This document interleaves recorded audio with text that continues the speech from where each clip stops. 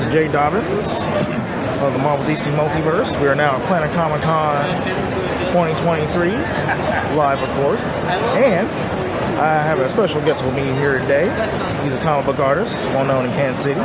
Please let everyone know who you are and where you're from. My name is Christopher Wallace, like Biggie Smalls. My screen name, for those of you who follow me on Facebook, is LC Walker, and I am the owner of Pyramid Comics. All right. Is this your first time here at Planet Comicon? No, this is actually my fourth time as a presenter, and I attended a few times before as a guest. All right. Any other conventions besides this that you attended? Well, I'm originally from Chicago, and I attended Wizard World there all the time, every chance I got. But at the time, I was still kind of trying to figure out how to put my book together. It wasn't until roughly 8 years ago that I really was able to put together what I wanted to do to actually launch my comic book. And my first presentation was at Free Comic Book Day at the Hingley Comics out of Overland Park, followed by my presentation at what was at the time KC Comicon. And unfortunately, I kind of bit off more than I could chew there because all I really had was the preview edition. I hadn't even completed my first issue, and I had not built a base. So it was really hard to draw readers in. It's taken me a lot of time to get more known in the KC circuits and get my name out there and get people to look at my work and actually take me seriously. And at this time, well, from day one, I've been doing everything myself. I come up with the concepts, I create the characters, I write the stories, I do all the artwork. It's all me. And at this point, I'm happy with it that way because I know what I want. And it would take more energy and effort to teach someone right now how to do my books the way that I want them than to do it myself. All right. And remind me again, how long have you been doing this again? I officially launched in 2015, but as I said, I hit some stumbling blocks. So I kind of technically relaunched in 2019 because that was when more people recognized me and more people respected me, and I just was able to accomplish a lot more. All right. So, what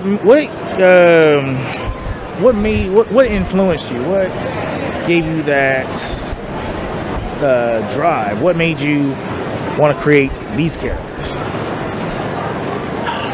That's a difficult question to answer because there's many things that inspired me, going as far back as The Last Dragon, the 1985 movie, because something about seeing that black guy running around in a ninja uniform stomping on bad guys made me feel like that was something I kind of wanted to, and this is what got the ball rolling. That combined with the comics that I read growing up, the big Marvel and DC books, Spider-Man, Batman, Avengers, things of that sort, they all kind of weighed in and made me think about what kind of story I wanted to tell, what kind of characters I wanted to create.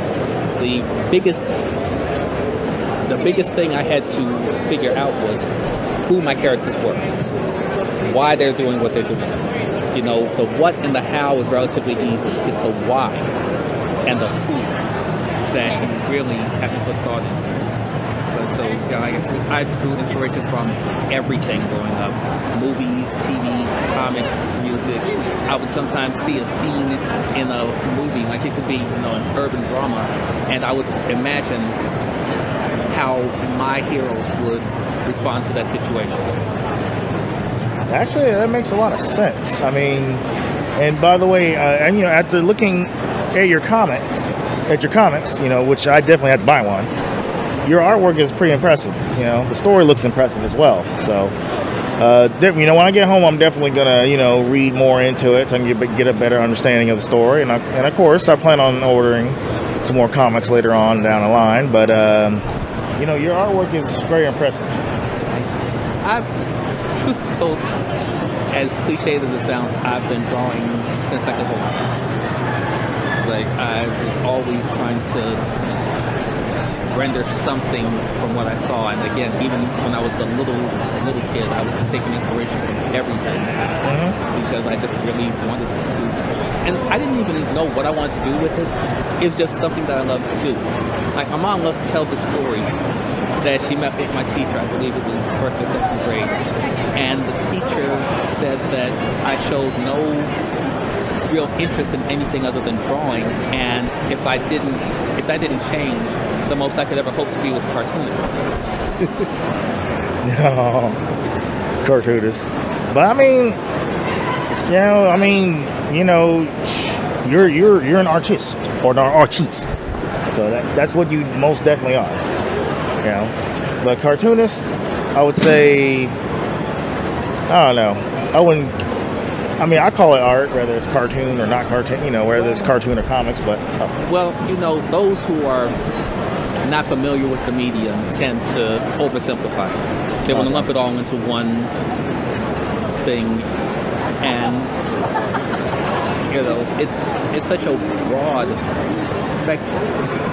There's so many different areas and different avenues. It's like, that's why Marvel has their thing, DC has their thing, the indies, we have our thing, because we're just all one, you've got Top Cow, you've got Image, like we all, because there's just, and don't get me started on the forms of manga and anime that are out there. It's like, visual storytelling is such a powerful medium, and it always has been. I mean, when you think about it, before we had any written verbal language, how did people record this? Through illustrations. Right. It's what we do, and my mom gave me comic books when I was a kid as a way of tricking me into caring about reading. Which I found a few parents did, especially back in my day. Yeah. And so when I found myself developing a passion for it, which I was 19 when it really hit me that was what I wanted to do.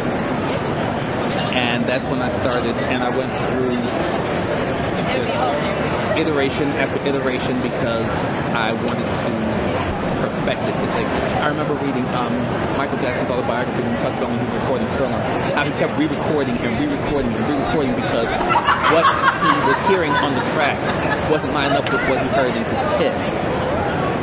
And I can relate to that so much because until what is on the page lines up with what's in my head, I'm not satisfied. And my wife could tell you I am up sometimes till 3 o'clock in the morning going over a single panel of a page because it just has to be just so. Or I'll realize, ooh, this was wrong, this was done, this could have been done better. And I will do what I have to do to make it satisfactory to me.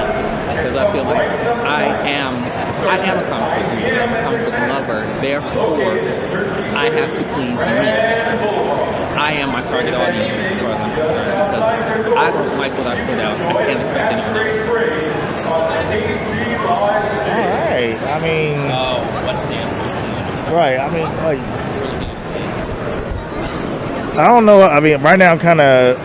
How can I say this? Like, I feel... Yeah, what is that word? Because all the information you put down,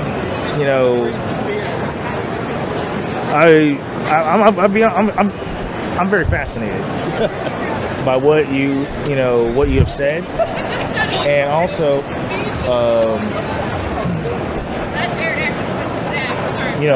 what you have said and what you have put out there, in your comics. After reading your comics, I was just kind of like, wow, that's why I had to buy one. So I was just like, man, the story looks amazing. The artwork looks amazing. Thank you. I'm humbled to hear that. I mean, no. I mean, it's not every day you find those kind of artists, So I'm very happy to have, I'm gonna be honest with you. I am honored to have you as a guest for this podcast. That means a lot. It's something I've always wanted to do. It's something I've always loved, and so to get recognition from my peers and so forth, I'm touched. I'm like literally blown away. So I have to admit, honestly, I could not have gotten any of this done without my wife. Because from the day that our courtship began, and I told her that this is what I wanted to do, she started pushing me. And she helped me figure out what I needed to do to get it going. And then she painted me into a corner. She told everyone we knew that I was going to launch in May of that year. So I was very much in the position of crap or get off the pot. Now, don't get me wrong. I'm glad she did, because I kind of needed to stop having it. Because a lot of us have dreams and aspirations, but a dream becomes a goal when you start taking action. And the goal becomes reality when that action sees results. And so I am now, even though I'm not up there with the big guys, I am living my dream, and I'm loving it. Now, don't get me wrong, there's a lot of work. There's a lot of work. But I love what I do. And I can't imagine doing anything else. Like right now, I'm trying to look into ways to expand my reader base, expand my brand. My two main characters, by the way, we actually haven't mentioned, my two main titles that I have out now are Night Shadow and Divinity. Now, a quick summary of Night Shadow is he has power to manipulate shadows. He can turn solid objects into shadows and vice versa, like he can create hard, dark constructs.